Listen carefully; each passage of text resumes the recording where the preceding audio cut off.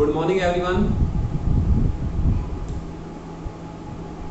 आज हम आपके सामने जो टॉपिक लेके आए हैं पॉलिटिकल साइंस का, वो टॉपिक नॉलेज के साथ साथ आपके लिए जानना बहुत जरूरी है कि इंडियन गवर्नमेंट ने, भारतीय सरकार ने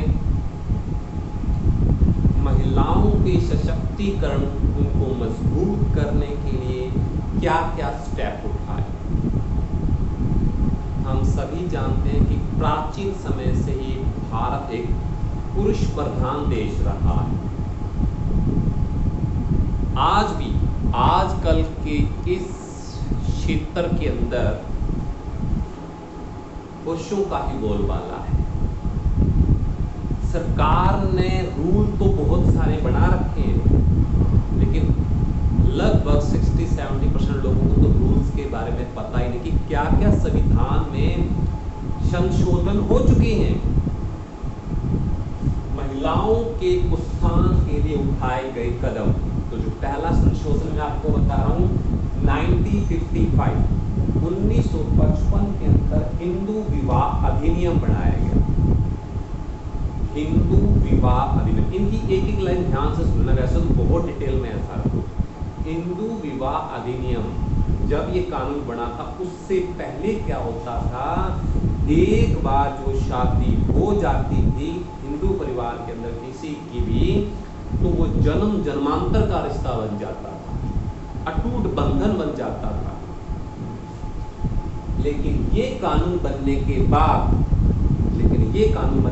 बाद कोई भी पति या कोई भी पत्नी अपने पति को छोड़ सकती है कुछ विशेष कंडीशन के अंदर, चाहे वो अपंग है या उसको कुष्ठ रोग हो गया है या और कोई मानसिक परेशानी हो गई है, पागलपन की स्थिति हो गई है। ऐसी कुछ विशेष कंडीशन के अंदर विवाह को अयोग्य करार दिया जा सकता था। दोनों ही कंडीशन में, पति के लिए भी और पत्नी के लिए भी। समझे में क्या करते? तो इससे पहले क्या होता था, एक बार जो मैरिज होगी वो जन्मों जन्मांतर का रिश्ता तय हो जाता था। कहने का मतलब 1925 के अकॉर्डिंग टू लॉ। दूसरा मैं आपको बता रहा हूं 1956 में उत्तराधिकार का अधिनियम बनाया गया। यानी कि अगर किसी वजह से पिता की मौत हो जाती है बिना वसीयत लिखे, पिता की मौत हो जाती है बिना वसीयत लिख के, तो उस कंडीशन के अंदर सबसे पहले पिता के जैविक बच्चों का उस प्रॉपर्टी के ऊपर क्या होगा, अधिकार होगा। ठीक है, जो सौतेले अगर बच्चे होते हैं किसी वजह से, तो उनका जो अधिकार होगा वो बात की बात है कि पहले जैविक बच्चों का अधिकार। ये कुछ कानून बनाए गए थे। 1960 बेहतरीन कानून बनाया गया दहेज। हमारे इंडिया के अंदर, हमारे भारत देश के अंदर आज भी दहेज को लेकर लोगों की मेंटालिटी चेंज नहीं हो पा रही। आज भी लड़कियों से दहेज की डिमांड की जाती है। तो सरकार ने रूल बना दिया, कानून बना दिया, उसको दोनों सदनों में पास भी करवा दिया कि दहेज लेना और दहेज देना दोनों ही कंडीशन में ये अगेंस्ट लॉ है। इट मीन कानून के खिलाफ है। धारा 125 अर्थात बहुत सारी धाराएं जो हैं वो कानून के खिलाफ चली जाती हैं अगर हम डोरी की डिमांड करते हैं। लेकिन सिर्फ कानून बनाने से ही इसका सॉल्यूशन नहीं हो सकता। अगर हम चाहते हैं इसका सॉल्यूशन हो तो वो तभी हो सकता है जब पढ़े लिखे लोग इस बात को समझें, वो लड़के और लड़की में कभी भी भेदभाव ना करें, तभी जाके ही इस समस्या का सॉल्यूशन हो सकता है।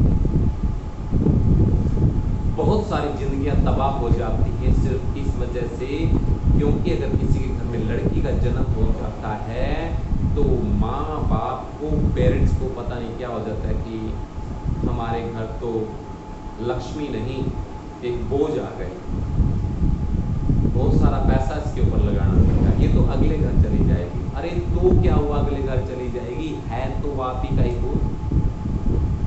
मैं ये नहीं कहता कि अनपढ़, पढ़े लिखे लोग भी इस बात के ऊपर डिपेंडेंट हैं। ये लड़कियों की वजह से सिर झुकाना पड़ता है, गलत। लड़कियों की वजह से ही सिर उठा के चला जा सकता है। महान होते हैं वो पेरेंट्स जो लड़की को उस दिशा तक लेके जाते हैं जहां तक हमारा सोचना भी बंद हो जाता है। काबिल तारीफ है वो पेरेंट्स जो लड़के और लड़की में कोई भेदभाव नहीं करते। स्वर्ग में जगह मिलती, लेकिन हम मेंटालिटी को चेंज नहीं कर सकते।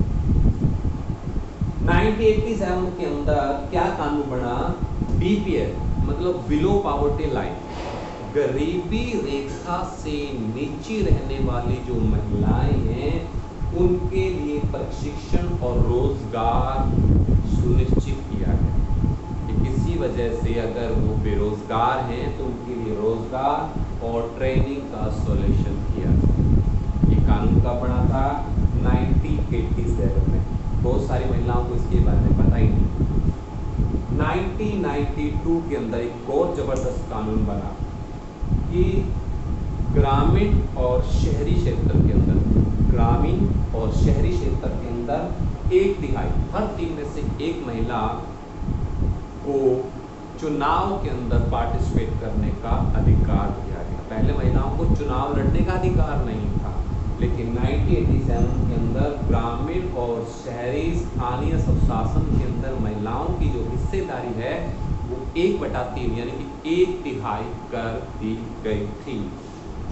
और जो सबसे बेहतरीन लॉ, वैसे तो सारे अच्छे, लेकिन जो हमारी राय में जो सबसे बेस्ट बनाया गया वो था डोमेस्टिक वायलेंस, यानी कि जो महिलाओं के ऊपर जो घरेलू अत्याचार होते हैं उनके ऊपर कानून बनाया गया। आज भी भारत के अंदर बहुत सारी ऐसी महिलाएं हैं जो या तो अपने साथ या वो अपने पति के द्वारा पूरी जिंदगी अत्याचार सहन करती रहती हैं और एक दिन मौत को प्राप्त हो जाती है। लेकिन भारतीय संविधान के अंदर 2005 के अंदर संविधान के अंदर संशोधन करके कानून बनाया गया कि अगर किसी कंडीशन के अंदर किसी भी महिला के साथ डोमेस्टिक वायलेंस यानी कि घरेलू अत्याचार होता है तो वो पूरी तरह से संविधान के खिलाफ है। अर्थात महिला को उसकी मर्जी के बिना कोई भी कार्य नहीं करवाया जा सकता, चाहे वो उसका पति ही क्यों ना हो। That's the reality. पत्नी की मर्जी के खिलाफ कोई भी कार्य पूरी तरह से इलीगल होगा। लेकिन ये जो रूल है, ये जो कानून है, हमारी भारतीय महिलाओं को अभी तक इसके बारे में ज्ञान नहीं है। और आंकड़े बताते हैं, अभी तक के आंकड़े बताते हैं कि भारत के अंदर, अकेले भारत के अंदर 90% महिलाएं अभी तक अपने घर के, चाहे वो पति है, चाहे उनकी सास है, चाहे उनकी ननद है, चाहे उनकी कोई भी है, उसका अत्याचार सहन करती रहती है। किस वजह से? बस जाति पाति मर्यादा, सोसाइटी, समाज क्या कहेगा, ये सामने बोलती है। उस वजह से पूरी जिंदगी क्या करती रहती हैं? अत्याचार सहन करती रहती है। तो हमारी स्टडी का तभी वैल्यू होगी जब हम इस लॉ के साथ चलें, इस लॉ को समझें और आने वाले समय के अंदर इस रूल को खुद भी समझें और जितनी भी जो असहाय महिलाएं हैं जिनको इनके बारे में ज्ञान नहीं है उनको हम क्या दिलवाएं? न्याय दिलवाएं। कल इसी वक्त इसी टाइम फिर से हम आपके साथ एक नए टॉपिक के साथ आपके सामने फिर से हाजिर होंगे। अगर किसी ने अभी तक भी चैनल को सब्सक्राइब नहीं किया है तो वो चैनल को सब्सक्राइब करें और हमारी जो लेटेस्ट नोटिफिकेशन है वो आपके पास आते रहे। तब तक के लिए धन्यवाद।